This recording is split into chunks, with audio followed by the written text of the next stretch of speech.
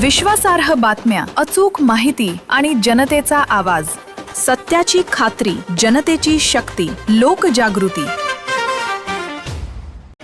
मी माजी सैनिक आमिर मुलानी, सोननचा रहिवासी आहे. आमच्या गावात सोनन हायस्कूल, सोनन ज्युनियर कॉलेज सोनर या शाळेत मामाने सर हे जॉबला आहेत आणि ते फिजिकल ट्रेनिंग पीटीचे शिक्षक म्हणून आहेत. पण अशी अवस्था आहे त्या शाळेची की त्या शिक्षकाला साधं वागताही येत नाही, 10 मीटर पळता येत नाही. जर ते 10 मीटर पळले तर चान्सेस जास्त आहेत हार्ट अटॅक येण्याचे. त्यांचं वेट सुद्धा जास्त आहे. पण दुर्भाग्य बघा सोनंदगावचं की त्या गावातून गोरगरिबांची मुलं त्या शाळेत जातात. आज देश आपण 2026 80 वर्ष झाले भारत आझाद होऊन, आज आपल्या देशाला ऑलिम्पिक मध्ये 40-50 फक्त मेडल मिळाले. या देशाची लोकसंख्या 140 करोड आहे. मग मेडल भेटणार कुठनं? जर फिजिकल ट्रेनिंग पीटीचा शिक्षकाला जर वागता येत नाही, त्याला पळता येत नाही, तर तो काय घडवणार? मग कशी पीटी घेणार? आणि ह्या शिक्षकांना लाख सव्वा लाख पगार आहे आणि गावातून आवाज साधा उठत नाही की बाबा ह्या शिक्षकाची बदली व्हावी, हा शिक्षक ह्या गावात नको. असं काय न होता तो शिक्षक तिथेच तळ ठोकून आहे. तर मी एक माजी सैनिक म्हणून एक विनंती आहे की ह्या शिक्षकावर ह्या शासनानं काय तर कारवाई करावी. कारण हे शिक्षक काही सुद्धा नाही, ते गावातल्या मुलांना बुडवत आहेत. हे फक्त आणि फक्त पगार घेत आहेत.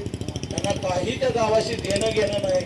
हे आमचं चुकणं आहे. कारण त्या शाळेत शिकणारे आमच्या गावची मुलं आहेत. आमच्या गावची म्हणजे माझ्या घरची असलेली मुलं आहेत ते. आणि हे कुठं तर थांबलं पाहिजे. अशा शिक्षकांची बदली झाली पाहिजे. बदली नाही तर यांना घरी पाठवलं पाहिजे. कारण यांच्या पोटापुरता पैसा यांनी कमवलेला आहे. आता जर हे शिक्षक अजून राहिले तर मला वाटतं सांगोल्यातल्या अजून 4 ते 5 पिढ्या हे पूर्ण बर्बाद करून टाकतील. कारण शिक्षकालाच पळायत नाही की मुलांना काय पळवणार आहे.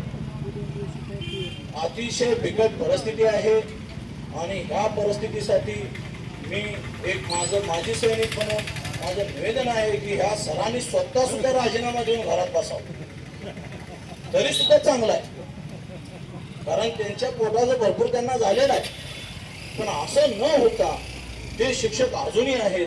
माझ्याकडे असे काही व्हिडिओ आहेत त्यांचे की तुम्ही जर त्यांना बघितलं तर तुम्ही डोक्याला हात लावता हे शिक्षक आहेत का? अतिशय बेकार परिस्थिती आहे. तर असे तालुक्यात किती शिक्षक आहेत हे सुद्धा शोधणं गरजेचं आहे. लोकांना वाटत असेल की जाऊ दे, कशाला आपण लक्ष द्यायचं, काय करायचं. अरे काय सगळे शिकून कलेक्टर होते का? अरे कोण तर स्पोर्ट मध्ये जाईल, ऑलिम्पिक मध्ये जाईल, काय तर मेडल घेईल, गावाचं नाव रोशन होईल, तालुक्याचं होईल. हे सगळं राहिलं. आपण म्हणतोय की शाळा शिकवणं मग शिकवणं नुसतं पुस्तकं रटणं. अरे काय हे शक्य आहे का? एवढे जॉब राहिलेत का? 140 करोड मध्ये फक्त 40 मेडल. अरे काही मिळत तर आहेत का? थक्का झालेली आहे देशाची. आणि हे सगळं होतंय ते शाळेतून होतंय. शाळेत फक्त आणि फक्त हेच चालू आहे की कशा प्रकारे या शिक्षकांना जाब विचारला पाहिजे. आता तर हे आमचे गणेश मेजेंनी सुद्धा सांगितलंय की शिक्षणावर जर तुम्ही लक्ष नाही दिलं, पंचायत समिती, जिल्हा परिषद हे जे अधिकारी शाळेशी संलग्न आहेत त्यांच्या विरोधात तीव्र असं आंदोलन आम्ही उभा करू आणि शाळेला आणि त्या गावाला न्याय मिळवून देऊ. आम्ही येणाऱ्या 10-15 दिवसात हे प्रयत्न करणार आहे की अशी दुर्दशा गावातल्या खेड्यातील कुठं झालेली आहे. कारण कोण ना कोण एक तर जागा होईल आणि ती माहिती आमच्यापर्यंत येईल.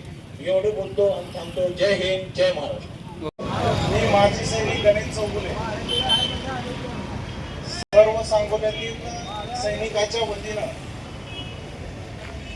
ज्या जिल्हा परिषदच्या शाळा आहेत आणि त्या शाळेमध्ये गोरगरिबांची मुलं शिक्षण घेतात, तिथं कोणत्या मोठ्या पुढाऱ्याची मुलं शिक्षण घेत नाही. तर त्या शाळेमध्ये पाण्याचे फिल्टर लावलेले आहेत. ते पाण्याचे फिल्टर व्यवस्थित पाणी त्यातनं येत नाही, त्याचा मेंटेनन्स व्यवस्थित होत नाही, शाळेला दिलेली संडास बाथरूम व्यवस्थित नाही. हे जिल्हा परिषदेच्या शिवून जे त्या शाळेवर नियंत्रण करतं जिल्हा परिषदेच्या त्या अधिकाऱ्यानं या गोष्टीकडे लक्ष द्यावं.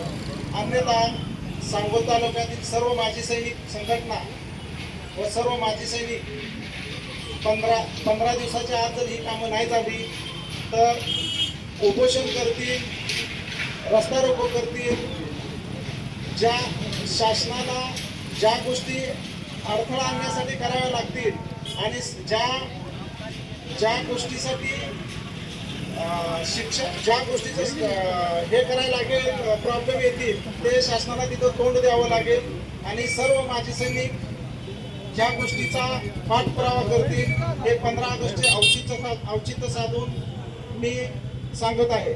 जय हिंद.